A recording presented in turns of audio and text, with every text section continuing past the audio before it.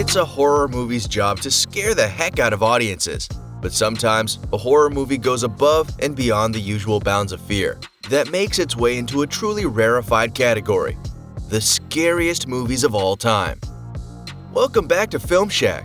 Today, we prepared for you the scariest movies of all time. Number 13. Contagion. So it's an epidemic now.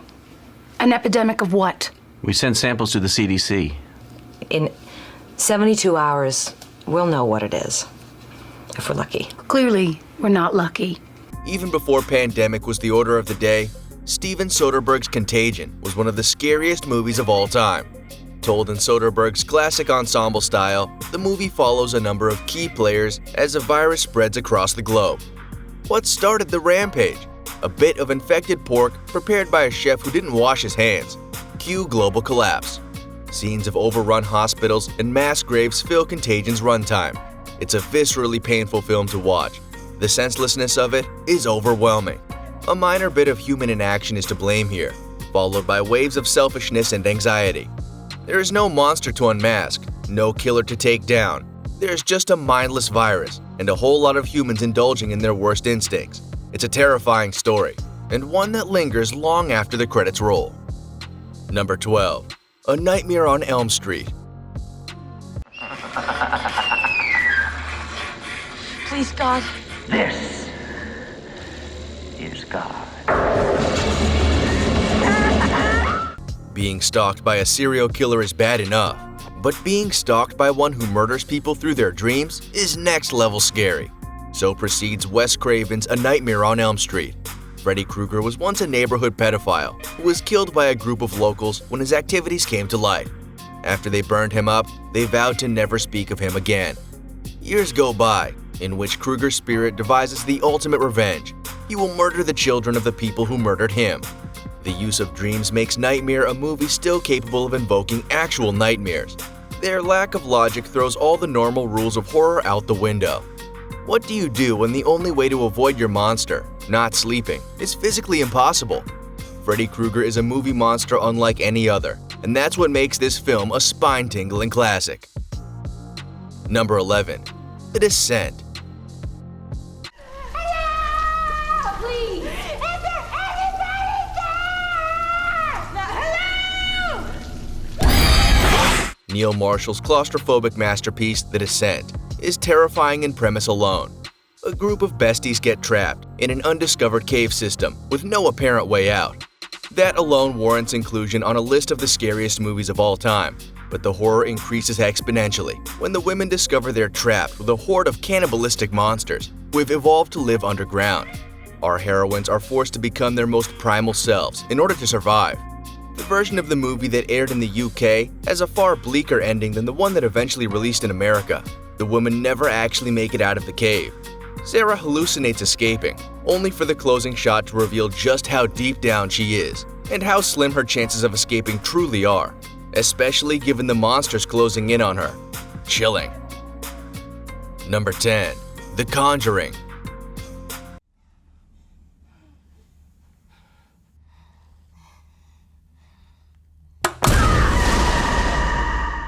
As The Conjuring has spawned an entire Conjuring universe of movies, it's easy to forget how bone-chillingly scary the first installment is.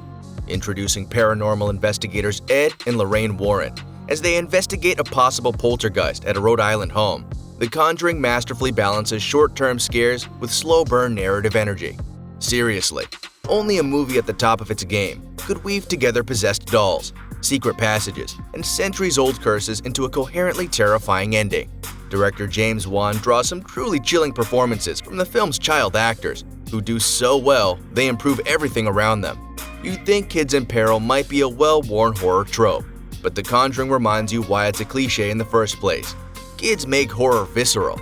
The devil-worshipping, child-murdering ghost witch, working her magic from well beyond the grave, is all the more terrifying for menacing these particular kids. The Conjuring is classic horror done right. Number 9. Halloween. I spent 8 years trying to reach him, and then another 7 trying to keep him locked up because I realized that what was living behind that boy's eyes was purely and simply evil. Laurie Strode is a typical teenager who spends her time babysitting when she's not in school. Then, murderous Michael Myers breaks out of his institution and burns Laurie's normal life to the ground. John Carpenter's Halloween provides a masterclass in suspense as Myers weaves his way in and out of Laurie's orbit, slowly shredding her sanity. When the horrifying and prolonged showdown that ends the film arrives, it's with sickening inevitability, yet still, it somehow manages to thrill and surprise, even decades after the film's release. Michael Myers is unique among slasher villains in that he remains inexplicable. We never really gain any insight into why he is the way he is. Even the sequel, released in 2018, offers little in the way of understanding. This makes Myers uniquely frightening. There is no secret memory, explanation, or phrase that might disable him, or even just render him more comprehensible.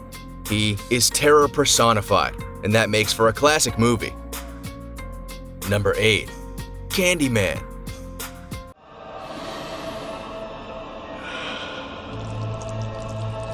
Be my victim. After being tortured, mutilated, and lynched for the crime of falling in love with a white woman, Daniel Robitaille returns as the ghostly killer CANDYMAN, whose terrifying presence is invoked by saying his name 5 times while looking in a mirror.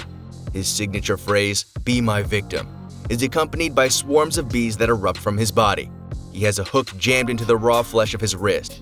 He is grisly, unique, and altogether unforgettable.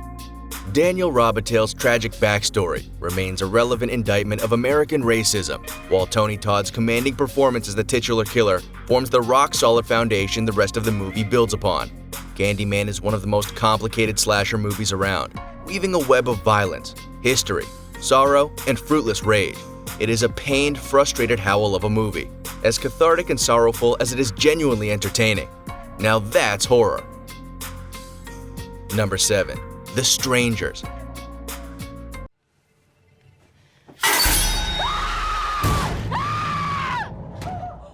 Horror movies about home invasion are particularly scary. They very literally bring the horror home. The Strangers is one of the scariest of them all, thanks to its understated production values, realistic tone, and stupendous performances. Liv Tyler and Scott Speedman play a couple on the rocks, who are terrorized by a trio of masked intruders, who break into their vacation home. Much scarier than what the masked killers do is what they say when they are doing it, "because you are home." That shudder-inducing line is one of the scariest motivations ever uttered on screen. The Strangers' bleak ending suggests the trio have done this many times before, and will do it again until someone stops them.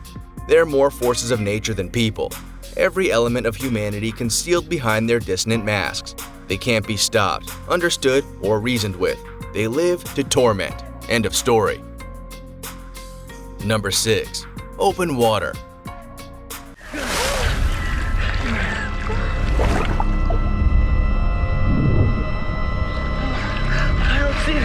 Are you okay? Are you okay? Jaws may be a classic, but it has nothing on the oceanic terror of Chris Kentis's Open Water. Hard-working couple Daniel and Susan go on a tropical vacation to reconnect, but end up getting left behind in the ocean after their scuba leader miscounts the folks on board the ship.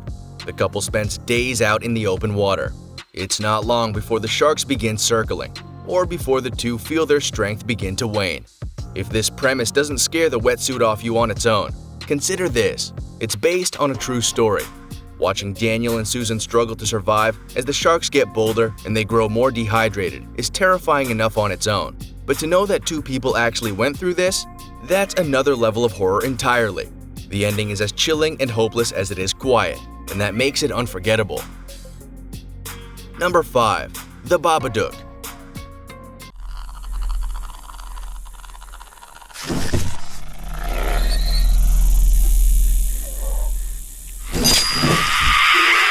In Jennifer Kent's The Babadook, the monster seems to be a figure from a mysterious children's book found by Samuel, a young boy being brought up by his widowed mother Amelia. But the actual villain of The Babadook is grief. Amelia and Samuel's pain at the tragic and unexpected loss of their husband and father has curdled into something utterly devastating, something they need to face head-on before it destroys them both. Amelia and Samuel are driven to the edge of madness by their bereavement, to the point that Amelia attempts to murder her own son. When their salvation arrives, it's surprisingly gentle, and all the more heart-wrenching for it. From its story to its performances, The Babadook is as powerful as it is scary. You might very well go to bed that night warmed by the hopeful ending, until you realize you have to turn out the lights. Number 4. The Last House on the Left.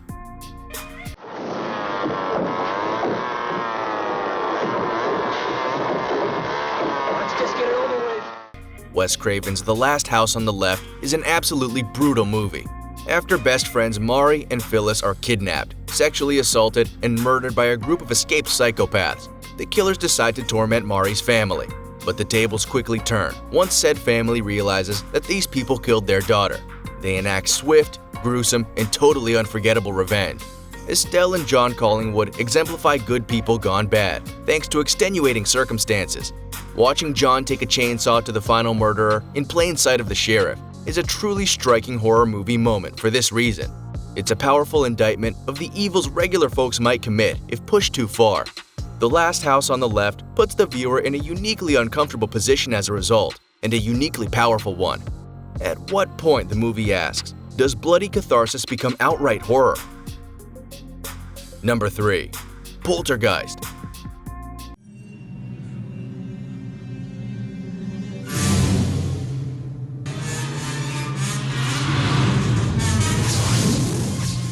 Featuring ghostly kidnappers, demonic clown dolls, a bone-filled swimming pool, and sentient trees, Poltergeist set the bar high for stories of supernatural horror. The Freeling family is perfectly normal and happily ensconced within their home in a planned California community. Everything falls apart when their youngest child, Carol Ann, begins acting strangely. When the girl is pulled through a mysterious portal, the situation only gets worse. The entire community, as it turns out, is built on a graveyard. Developers only moved the headstones. Now, the dead are out to assert themselves. As if that's not bad enough, the film itself was plagued with tragedy, both during filming and after. Plus, remember that horrific pool scene? Those are actual human bones, not props. Poltergeist's position as one of the scariest movies of all time will always be secure, thanks to its hair-raising storyline and real-world spook factor. Number 2. Gerald's Game. Gerald? What? What's happening? Gerald?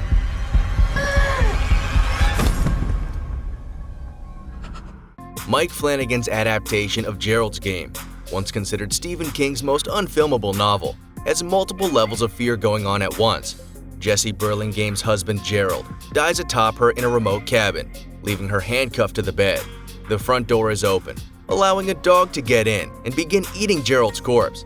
Things go from bad to worse as Jesse relives childhood sexual abuse and begins to suffer the effects of dehydration.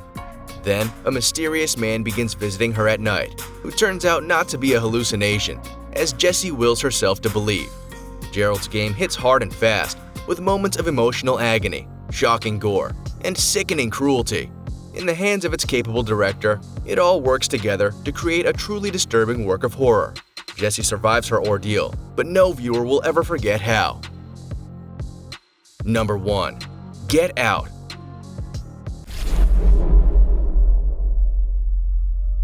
Get out. Sorry, man. Get out! Yo!